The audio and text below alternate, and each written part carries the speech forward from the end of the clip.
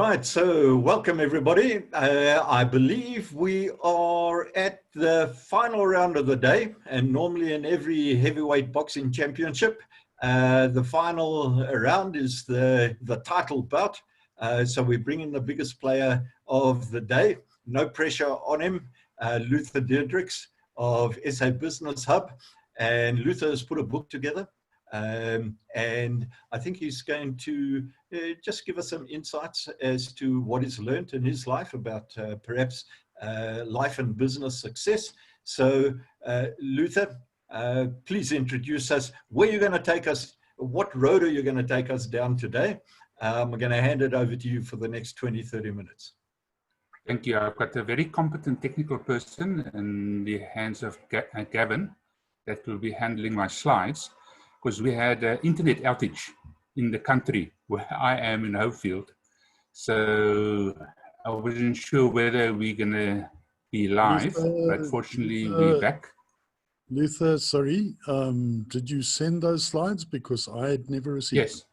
Yes. Okay. No, fine. Fortunately, the internet is back on, so I will I'll unactivate them, because I think I was born in the same age as Trevor, before BC, before computers. So we normally have a bit of a kind of a challenge, but let's see if we can just get the slides up and get it going.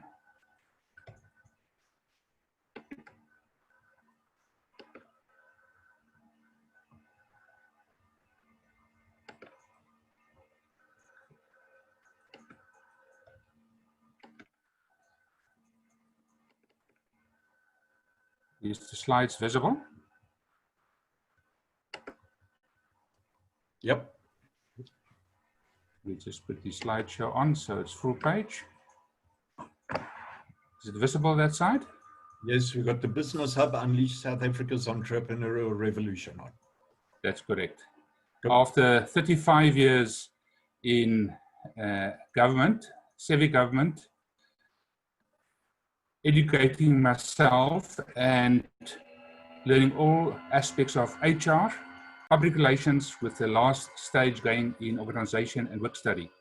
In 2005, I thought, no, I'm ready now to really start the career in preparing my legacy. The legacy I wanted to leave is creating a platform where people in business and those that they serve can flourish. For 15 years, I thought it was a lost case. 2016, I wrote a book just to capture my journey so far and what worked, which did not work, and that's what I'm going to share with you. The whole development and the success of launching the entrepreneurial revolution with a pilot in Saldanha, and next month, the rest of the country, creating a total new way of doing business and making it possible for everybody to flourish and reap success. But success, I found, has got it's a triangle. It's not a singular. This is the front page of my book, Be Triumphant, Master the Triangle of Success. Through my journey, very simple plan, I battled my whole life of having a life in balance. Because whenever I thought I mastered something, I was lost. Then I started off with business. Make money. Learn the art and craft of making money, whether you're employed or self-employed. If you're employed, learn the corporate game. Climb the ladder. Because when I joined, at first, I thought there's only people that cannot get a corporate job that start a business. So I did well. In 2005, I realized, no, if you work for a boss, you are fulfilling their dream, not yours, not the legacy that you want to leave.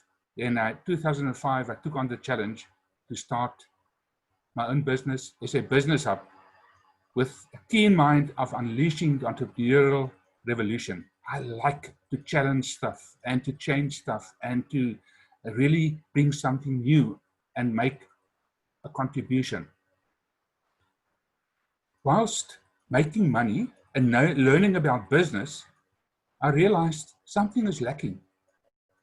Then I realized, no, there's another portion you need to master, and that is life. You need to know yourself. You need to grow yourself. You need to develop yourself. You need to work on relationships.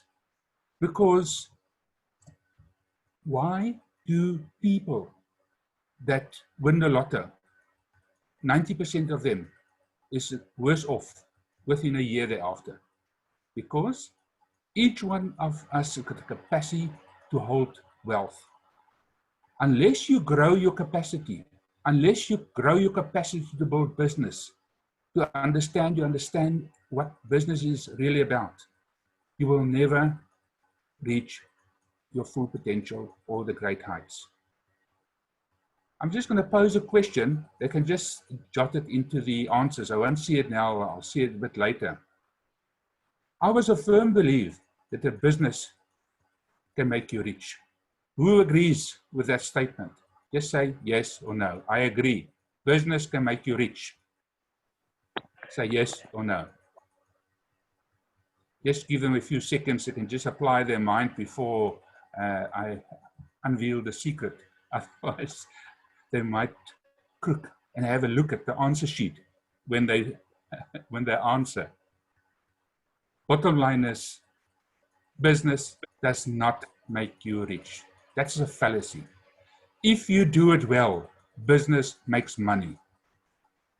And your propensity, your ability to make money is dependent on your developmental stage of life. How much money can you hold? What is your wisdom you have in making how much money? Is it 5 figures, 6 figures, 10 figures, 100 figures? What is the capacity that you can hold? But when you start making money, you need to invest firstly in yourself, because you are your best resource. And then at an early age, the younger, the sooner you need to start investing, because investment will make you rich. Investment will path you to live the life you deserve, because then you can do whatever you like. You don't need to earn money with it, because your investment will pay your lifestyle. Your investment will give you the life and the investment that you need. But now, the big challenge. With all these different plans, how on earth do I reach balance in my life? That's why the road below, that's the road of life and your journey. Only one portion of your wheel, let's call this your wheel, can touch the road. And that's the area that you must focus on. Normally, it will be income or money. Make it and do it well, and then the wheel will turn. Now you can start investing in your life. The wheel will turn. Now you can start investing to create your wealth. That is life in balance for me. Knowing to have a wheel, you must address all three aspects. Be in my plan, right in the middle. But if you use this as 3 circles, they intersect right in the middle, whether you're in business, whether you're in life, or whether you're in the investment mode. You need to be part of a community. For investment, that's why I joined KIC, because they do wealth creation and wealth education. Be part of that community, be part of a wealth club, be part of a group where you can do peer-to-peer learning, where you can learn how to invest, how to make the best. Also, you need to be held accountable. I call it MASK. M, you need to be member of a community. A, you need a mentor or a coach to hold you accountable. Because one of the worst things we do is holding ourselves accountable. S, support. You need somebody to help you, because it's a lonesome world to do it on your own. Get the support. And last but not least, the K, knowledge. You need knowledge for investment. You need knowledge for business. You need knowledge about life. And the knowledge increases your capacity to hold, capacity to grow and to become who you are meant to be. And that is the triangle of success. But how do they fit in? Let's see the next slide. There's multidimensional. This is kind of the summary of my book in one page. Right at the business, the red line, invest, income to invest. If you have, there's 3 tiers of income. One is red zone. You just have enough to have nothing. You live from payday to payday.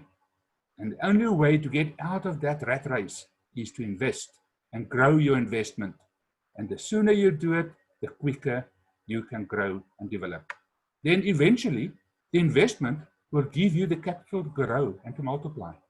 So you can become your own financing resource. Let's move up to life. Life, your knowledge that you gain gives you the understanding of business.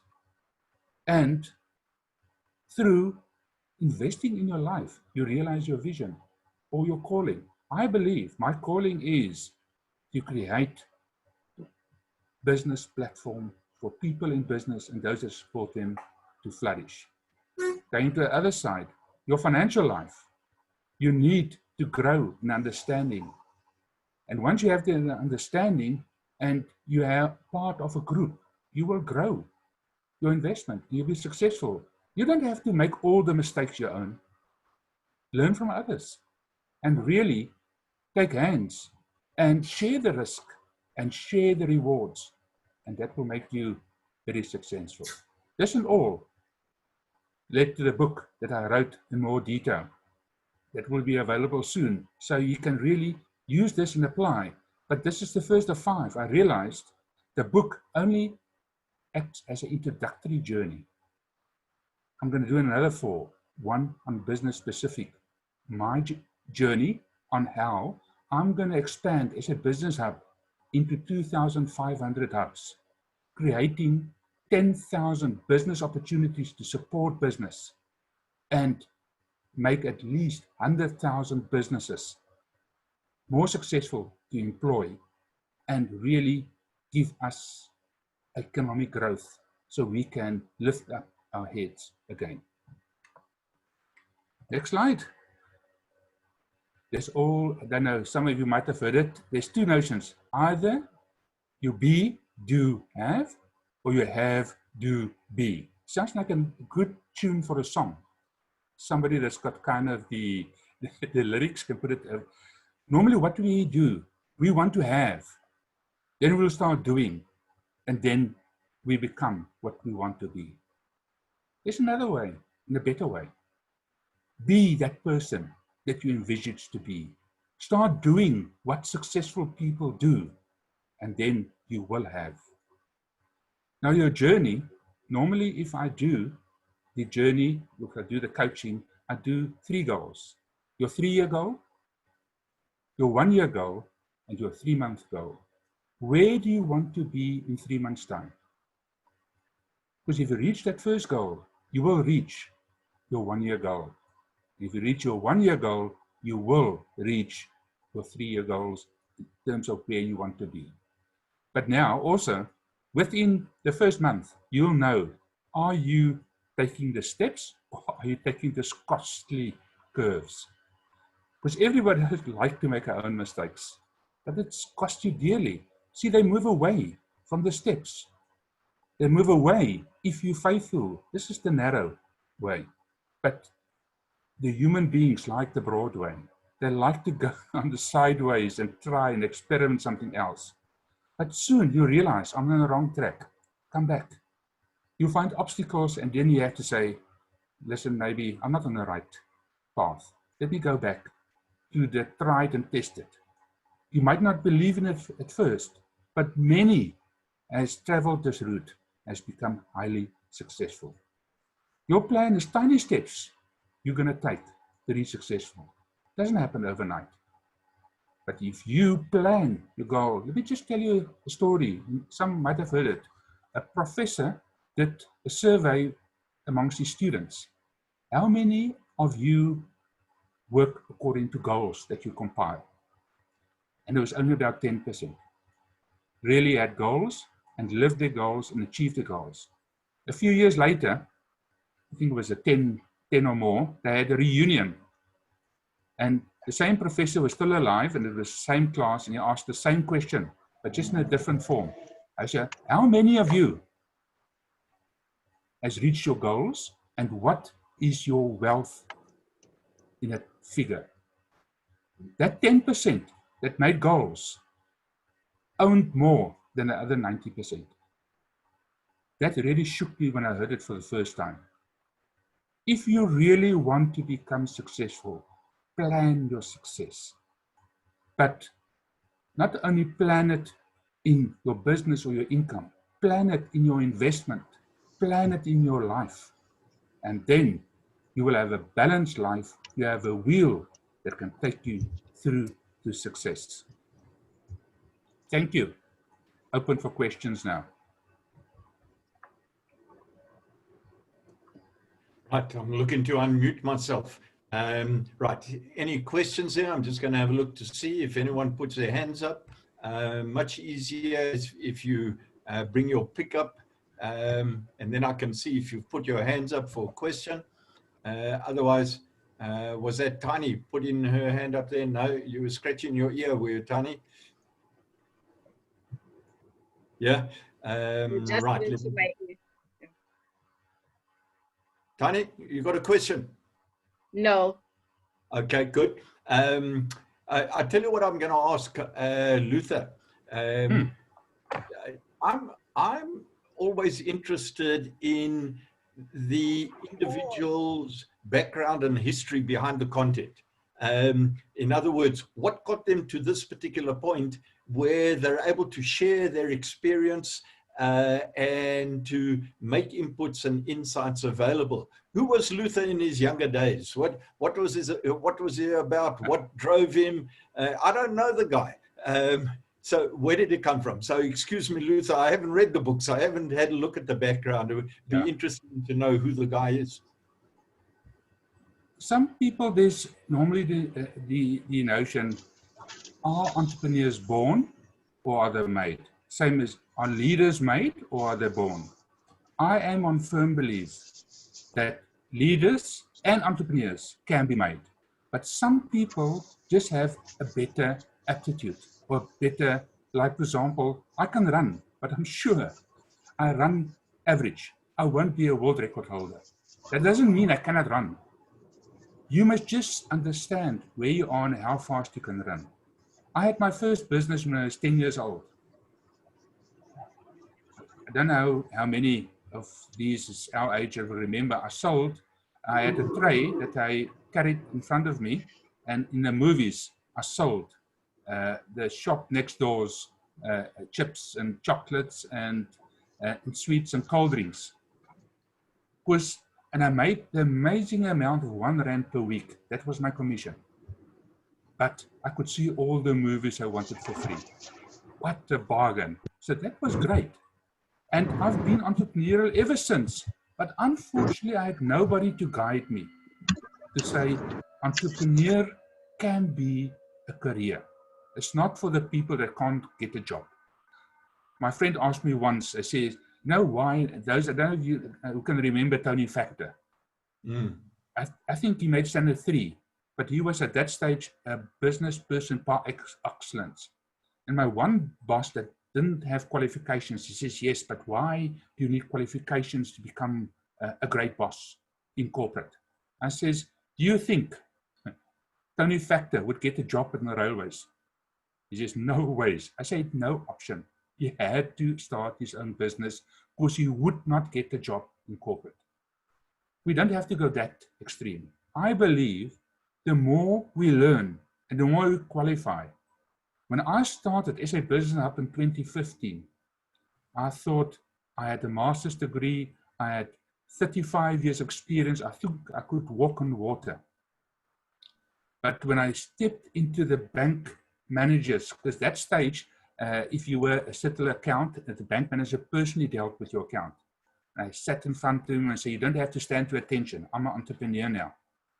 He says, oh, did you resign? I say, yes, I'm starting my own business.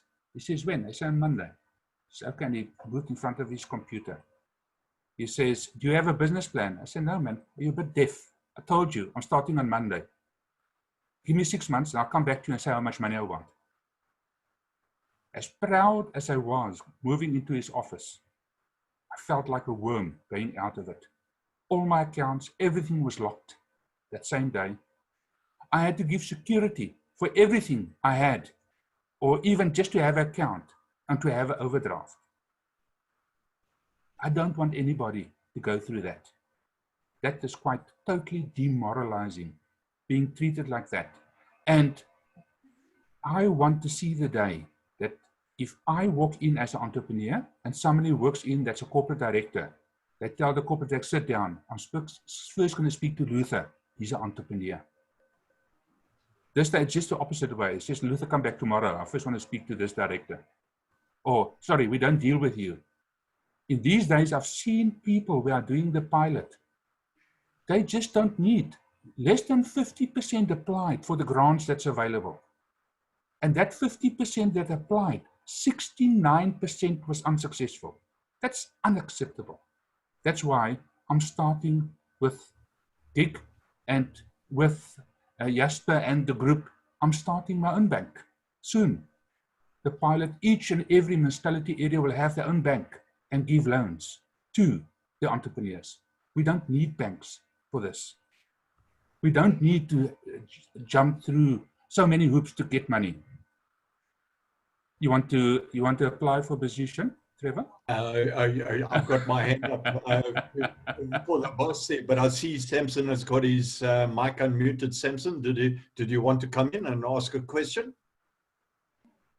Yeah, I don't know about Samson, Trevor, but I think Hector's got his hand up, and Ntambiseng had their mic open. So I think Hector, I don't think Samson has a mic.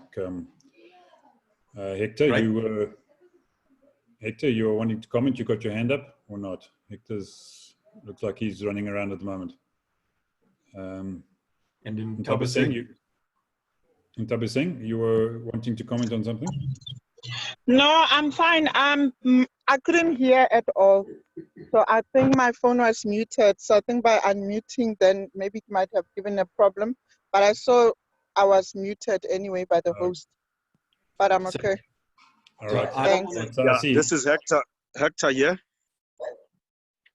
Can you hear me? Hello. Yeah, you, Hector. Go for it.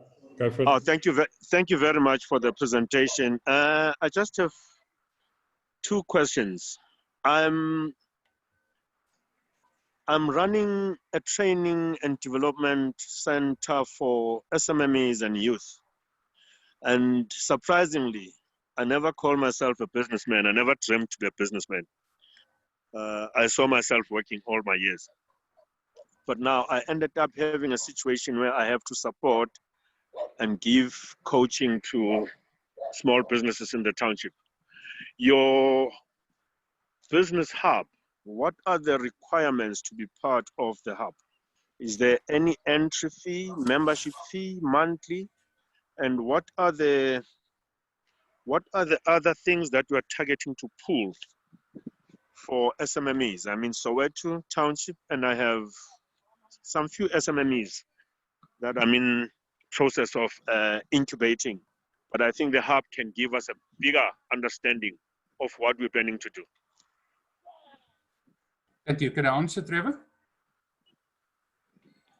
Just the requirements, provisionally, it would only requirement is that the person that applies for a hub is in essence a license that you can plug into your business that will give you the support for whatever you're doing if you're in a similar type of business, and also creates new streams of income. The requirements is 1, to be computer literate, 2, to have access to a computer, and to have access to a smartphone. Because to be able to do this cost effectively, we have to do it digitally. As we expand, we can see there's new initiatives of getting internet access as well. The investment is anybody that meets that minimum requirement of being computer literate, having access to a computer, and having a smartphone, can get access, because we have three. Pay as you go, you do outright investment, and even I'm rallying loans that can be given through the gig cooperative bank, that you can be financed to run it. It starts off as little as 500 a month, but if you do not recover your income, your investment within 6 months, then you're in the wrong business. Is it clear, Hector? No, it's very clear. Very clear. Thank you so much. Thank you. And we can, I can drop my email. I'm doing, there's some 41 I'm interviewing next week, going beyond the pilot.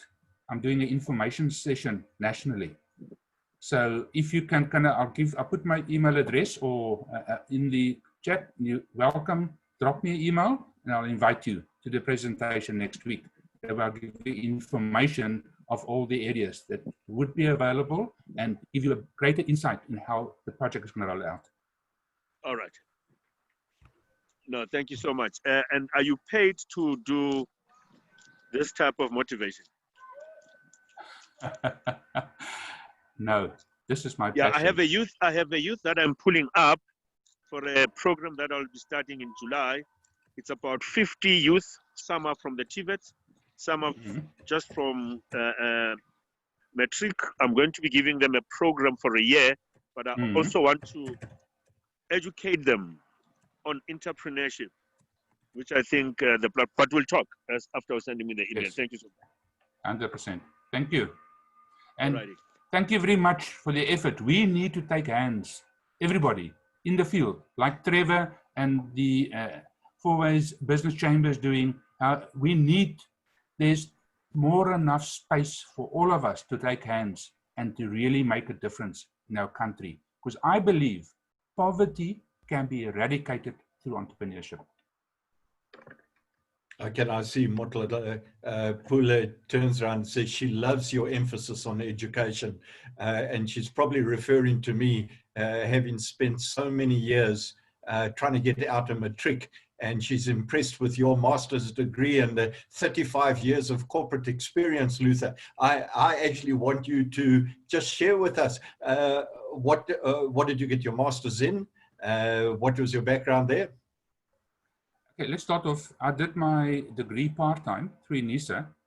At that stage, I was too stupid to know better. I did it in 3 years part-time through UNISA. It's not that I'm clever. I was just too stupid to start and know I've got to stagger it over 5 or 6 years. I did 4 subjects the first year, 4 subjects the second year, and then I realized, okay, I've got 4 left. In for a penny, in for a pound. And I made it. And then I went over and I did honors in business administration, and then I did a master in business administration. That's amazing, absolutely amazing. And you talk of 35 years of business experience before you decided to jump into the world that many of us experience here and have been experiencing for life, the world of the entrepreneur. What was your corporate experience? Where did you gather all of your practical corporate experience? Where did that come from, Luther? Okay. For 20 years, I've done all aspects of human resources. I think that's a great learning experience. And I worked as a personnel officer and up as a personnel manager in the electronics fields, in electrical engineering, because that was with Transnet. And as soon as I obtained my degree, then I was a professional.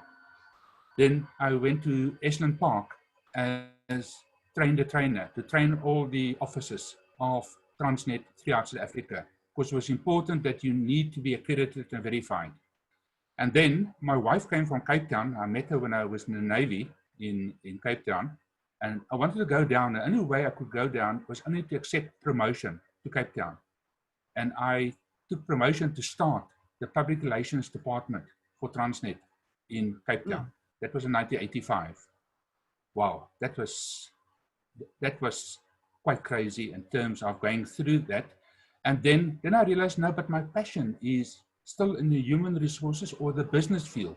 It's not public relations. And then I went over to organization and work study. I became a professional in organization and work study. And when I left the Transnet in 1990, I started my own business as a business advisor. I was as stupid as that when I went to my bank manager. Of course, I did not last 6 months. And fortunately, when I did my first course in business advising, on the course was a person who says, Luther, you want to come and work with me for the municipalities? I need a professional in organizational work study. I said, no, man, just give me a chance. I've just joined the private world. Give me a few months. If I don't make it, I'll come for a job. 6 months later, I had to go, and I started as organization and work study. Gave me great experience. We did consulting work from Belleville municipality. At that stage, there were 32 municipalities. I was part of the design team going from 32 to 6 to 1. And in the city of Cape Town, with 32,000 employees, we also restructured some 25 municipalities in South Africa. So I know municipalities inside out. And then I had the great opportunity, because I was part of the design team, I decided the shared service model was the route for the municipality to go to become efficient and effective. And we got a mandate from the council, 5 years. Then we had to transform, and then they're going to outsource all the support services, including myself. I said, that's what I want. I'm outsourced with a business, with a fixed client. I thought I was in heaven.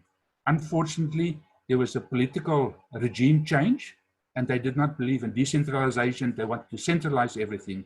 That was in 2005. I said, that cannot work.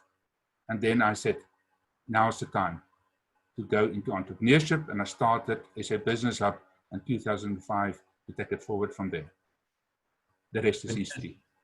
You know, listen, it's such an impressive background for actually being a foundation that young entrepreneurs can actually start understanding. And I mean, the speaker before you, Mpuseng, would also concur, I believe, having had a similar background and then breaking out into the entrepreneurial field. But there's a comment here that's been placed by Tiny, who has got me intrigued. And I think we've got to open up a discussion between Tiny and yourself, Luther, because she turns around and says, you know what, platforms like these are so important.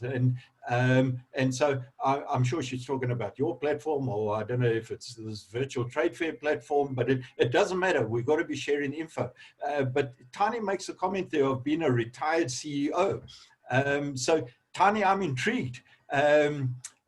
Is this you that you're talking about as a retired CEO? Yes, Trevor. And just give us an indication, CEO of what type of company, and if it's so big and impressive, then drop the name so that we've got an idea of what it is you were running. Okay. Okay, basically it was a CEO of a hospital, in a public hospital, Department of Health. For 17 years, I've been a CEO of a hospital, which had 551 beds. And looking into scarcity of resources in our country, we had to make, with the limited resources that we're having, especially from the HR perspective and actually even the tools of trade. However, one was more on strategic management issues. That is why I'm saying I'm really intrigued about this platform. You know, having to hear also Hector talking about having a youth that he's busy with. There's so much that one can offer into, you know, mentoring young coming up managers and yeah, in that field. And so tell me, if I can ask, sorry, Luther, I'm going to bridge the gap for you now to jump in. Tiny, why did you retire so young at 21 years of age? Tiny retired while she was 62 years of age. Now she is 64. Yeah, but she's not tired. Okay, and Tiny, if I may ask, to manage a 550-bed hospital, how many staff? 700 and something odd, which was very, very less because it was really having to make ends meet with limited resources. Because now, remember, the staff establishment has to be reviewed every time But if politicians are not seeing things the way you see them as an administrator, you end up having a challenge. And when you hear Luther with his ideas and really looking to overcome, I suppose, many of the problems that you were actually confronted with, how do you feel you can connect and collaborate with someone like Luther?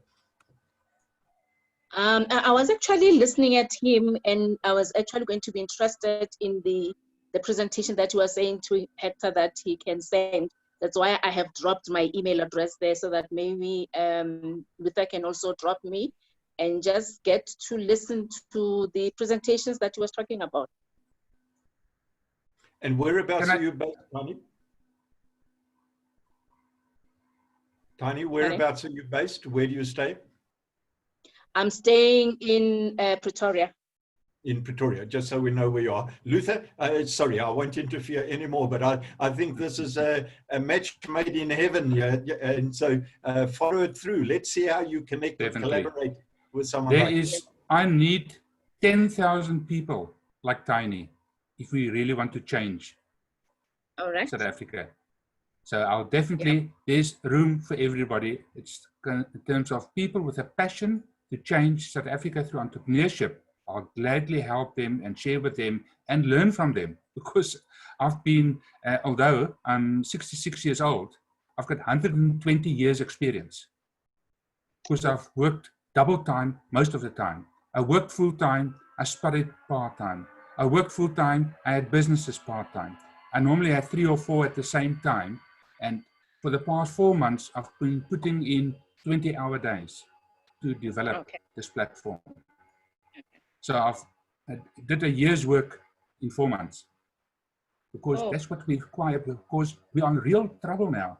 Because what I experienced that business is going through, unless, to give you an idea, I attended a round table 2 weeks ago of enterprise supplier development. They got a grant of 700 million from the European Union. And they carried on speaking about all the pitfalls and why isn't it working and why isn't people getting access. But when the floor was handed to me, I asked, I'm shocked with this group. There is businesses dying. Not one of the officials here, you are all paid officials. You have no consideration what small businesses and businesses are going through. Shame on you. We need to start to fast track what we are busy with and getting the economy to grow and empowering people to live decent lives. Because I believe entrepreneurship, as I've said before, can eradicate poverty within 10 years. It's possible if we take hands. Can I share a small secret with you? Yep. My last job in the city of Cape Town, I investigated organization who studied the water department. I wish I did a better job then, because I'm paying through my neck for water at the moment in Cape Town. I realized they wanted to improve, and they were one of the best of the 32 departments. Cape Town was a 32,000 organization with a 10 billion salary budget. And they wanted me to see how can I help them to improve. When I did my benchmark studies worldwide, I realized with a shock, there's a country or a city in Australia that for 5 years had no tariff increase in water. I said, that's impossible. I've worked for local authorities for so long. I've still to see any local authority that don't have a price escalation. And I realized it was true, but I said, how is it possible? Then I realized they're the same size as the city of Cape Town. They have 400 staff. City of Cape Town's got 4,000. But I know they're not ineffective. They're not unproductive. They are good. Here is the secret. And this is the secret for our growth. We must just prepare for it. They had 400 against 4,000. In Australia, 400 staff, 4,000 Cape Town. But how is it possible? But in Australia, they only did 2 functions, just 2. Customer service, quality control. All the other work was done by the private sector. Government is good in steering, but don't ask them to row. They are not entrepreneurial. Everything that is about service delivery must be done by private concern, but just make sure that you have quality control and you look after the customers. That is what government should do. And then enable, if we can do that in South Africa and the municipalities can downscale with 90%, just think how much jobs we can create in business. They must outsource it to business, but we are not ready to take up the slack. We need to grow in competence and skills quickly so they can start outsourcing some of the functions that we can do better and cheaper than they can. That's the secret. Right. Again, I don't want to hog the questions and that. So if anyone wants to come on board, you just put your hand up or you unmute your mic and you jump on board. I don't mind you interrupting me. But Luther, while I can't find anyone, I want to push your buttons a little bit. As you know, I enjoy doing Left, that. right, middle. Yeah, you enjoy pushing mine. But, yes. You know, when you stand up and you say to the guys, hey, and they talk about 700 million in projects and you say, but this is shocking and all that sort of thing.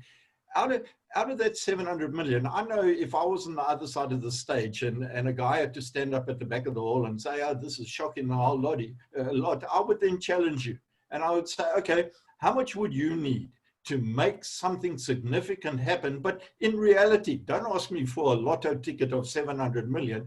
In reality, between Tiny, yourself and myself and anyone else on here, what would we actually pitch for? What would you pitch for to actually get as a percentage of that 700 million that would make a meaningful difference to you to help make a difference in the country? You know the guy that wanted to wean his animal of food. And he started to give his horse less and less feed. And just when he could live without any food, unfortunately, the horse died. So there is a kind of a point. At this stage, for 15 years, I've tried. The worst mistake we can do is try to reform government. Now, everybody's wasting all that energy and all that millions. I'm rolling out this project. I'm bootstrapping, I'm self-financing, and it will pay for itself. I don't need money from government. No. I'm not letting you get away with that. I'll ask you a simple question. How much would you like? Don't worry. Just if they turned around and said, you know what, I like your idea. And Tiny is well connected.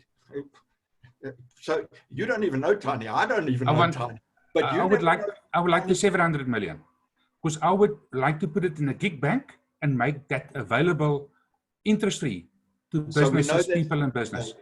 So we know that's unrealistic. Could you make something happen big time with 10 million? Of course it can. Oh, okay. But I can make it 70 times faster with 700 million. I'm sure you could, and we'd all love to have that. But we're talking about what is realistic in terms of being able to pick the project and work with individuals. Tiny, come on board and help me. As CEO of an operation, and you've worked within government structures like this, and you've found out how difficult it is to actually get funds in to manage your operation. I'm absolutely certain of that. If Luther wanted to work with a team of individuals that was so excited about his particular project, and these folk were talking of, hey, we've got the 700 million around, what would you pitch for? How much as a percentage of that 700 million would you, in all realistic terms, Tiny, what would you pitch for based on your experience of pitching for funds for your own operations? I need you to unmute. Oh, yeah, we're asking questions here, Tani. Unmute yourself. Yeah, that could be very difficult because public hospitals are at different levels of development. Some have resources, some do not have. But what is important is, for me, I would really invest into the people that are making it happen. Because I think from what Mpuseng was saying, you know, with the concept of Maxwell, the real, you know, having to have relationship, equip people, have good leadership, and develop attitude. And that's what is lacking now. And for me, that could be an investment on human capital that I can quickly think of.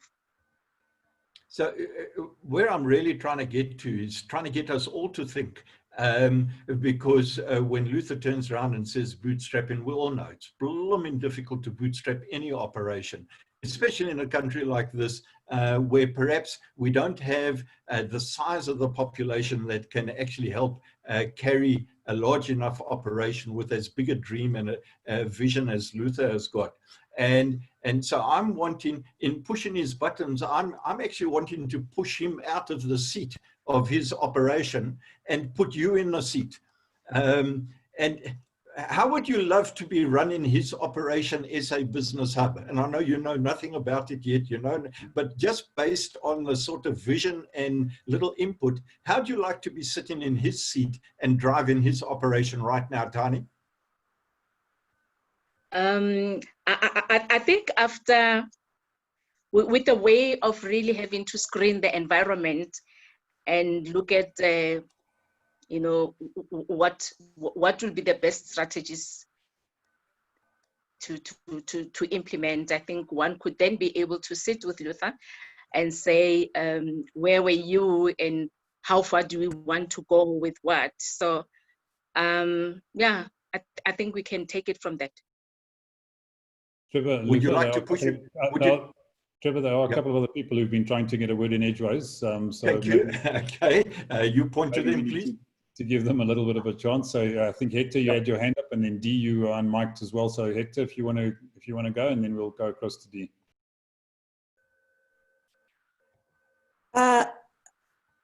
Thank you so much, Luther.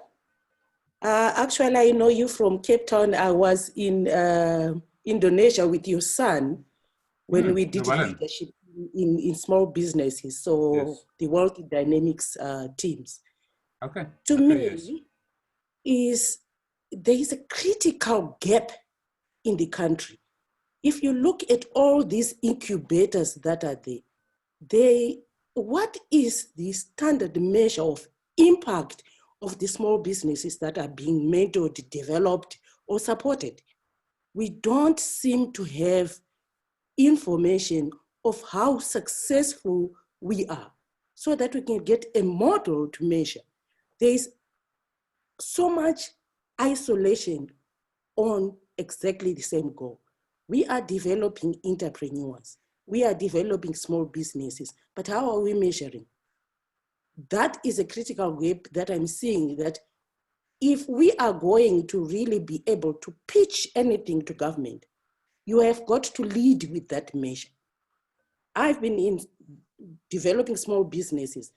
This is the businesses that have grown, and this is the impact they've had in the market in terms of reducing unemployment. So as much as we've got small businesses that are struggling, the ones that are out of the woods are not measuring impact. We can measure numbers, but what is the impact measure that is there? That is the critical gap, especially for me. I'm really, really working hard to say, which are the businesses that are measuring impact that we can collaborate with? Okay. You must send me your details. I'll definitely invite you. You'll see my solution to that. Because there's two sides to the coin. The one is what I call my growth academy. That is for entrepreneurs and those that serve them. Then I have an ecosystem academy. They're going to focus on collecting data and interpreting that data so we can see what impact we are making. But that is quite unique. Nobody in South Africa is doing that. And I know, just as you've realized, it's essential to be able to have the facts and the figures so we could base our decisions on facts, not on gut feel or intuition, but on facts. And then we can see what impact are we, how many business is starting, how many business is failing, How many, what's the turnover? What's the average turnover? How many is employed? That's all figures of impact. But first, we need to start getting data.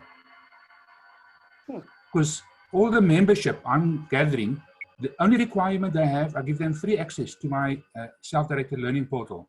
All I expect them to share their information with me so I can start gathering data, so I can have information, so I can direct whether what we are doing is working or not. 100%, you're spot on. Thank you for observing that. Right, thanks, Steve. Thanks, Luther. Umpaseng, I see you were looking to add a comment in there. Do you want to come on? Thank you very much, Luther. And thanks to Dee. I think that was really what I was going to be coming up with as well, because the article I was referring to yesterday that I saw on youth development, I'm not sure, it looks like a PR kind of stunt. And I'm not really impressed to say, but what is the real impact that this is having as it continues to be talking about development, its skills development, that's for employment. And what are we developing these young people to come and do in the workplace, get them workplace ready, and yet there's no employment for them. So we basically pumping money into skills development programs, but the people continue to be in the streets.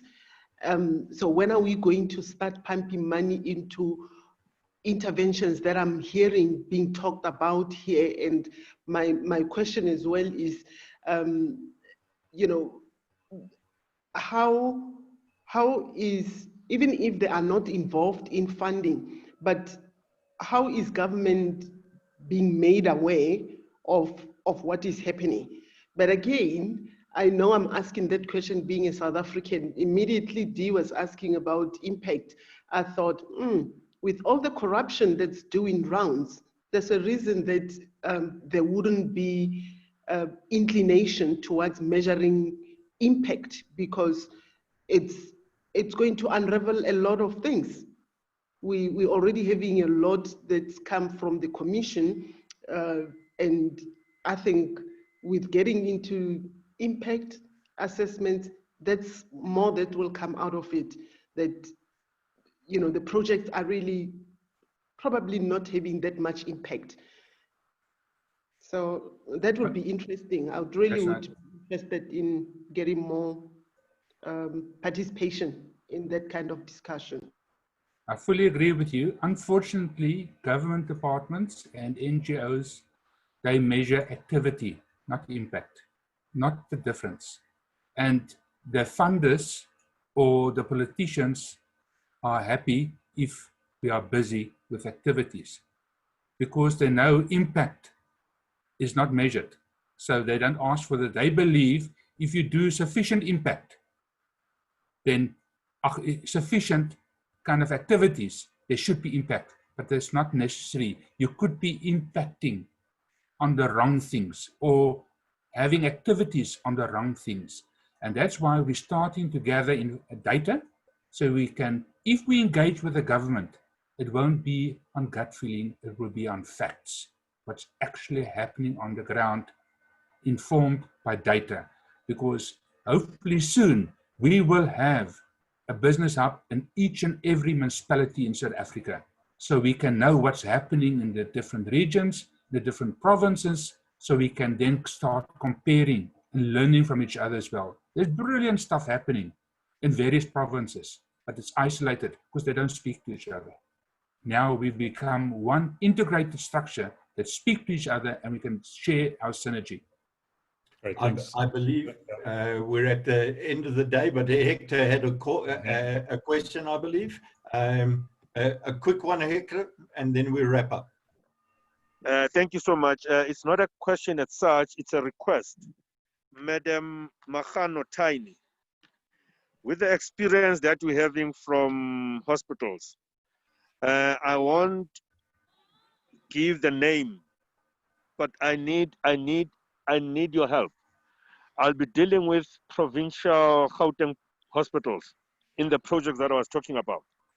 Maybe if you can engage so that I can table to you and then you can advise, because of you have been in the Department of Health for some time and I'm currently dealing with the department at specific hospitals. Okay, So that's in order. Okay. both place your details so that you can actually connect in the chat facility. Hector, hopefully you can do that. I see you running around behind your mask there. Simple enough to get your details in, and then Tiny will connect with you. Luther, any closing comments on your side? I think it's been pretty well interactive. I'd love to see projects like this get funded so that they can get off the ground and not be bootstrapped and take years to get off the ground, but to get off as quickly as possible. So I'm wishing you all the best on this project. Go for it. Just one. I started as a business in 2005. I was summoned to Pretoria in 2006 by CEDA. They wanted to outsource the whole operations to me. I said, thank you for the vote of confidence, but I just started. It's going to take me 10 years. But if you unleash your billions, we can cut it by at least 60%. He says, no, government does not work that way. You must first establish it, and then we will outsource it to you. So I've tried now, says, okay, now we're going to unleash it, make it work, and then we can go to CEDA and say, we are ready. Give it to us. You only steer, instead of competing with us, you release that funds to us so he can use that to grow our department. Then they don't need to give any additional money. They can just release that funds to us. Well, I'm wishing you the best on this, Luther.